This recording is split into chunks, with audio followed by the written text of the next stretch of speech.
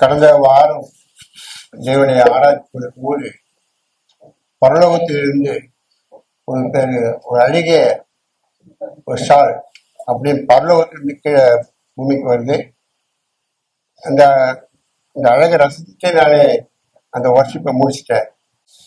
ஷாலுக்கு உண்டான காரியங்கள் இந்த ஏஓஜி மக்களை பாதுகாப்பதற்கான அந்த ஷால் சொல்லி தேவன் வெளிப்படுத்தினாரு. அதுக்கப்புறம் இங்க இருக்கிற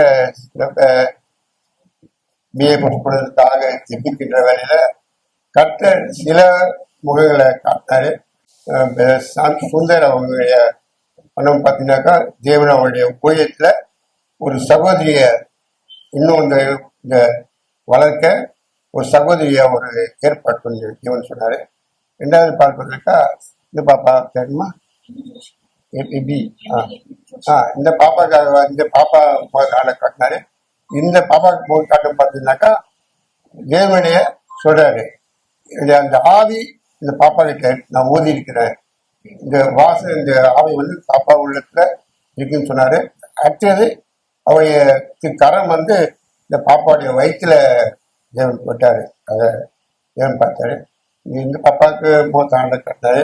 இதை ஏற்ற நேரத்துல நான் உயர்த்தேன்னு அந்த பாப்பாவுக்கு தேவன் வாக்கு கொடுத்தாரு. பிரதர் வந்து நிறைய காரியங்களை ஒரு உண்மையா ஒரு செய்யணும்னு சொல்லி வாக்கு கொடுத்தாரு.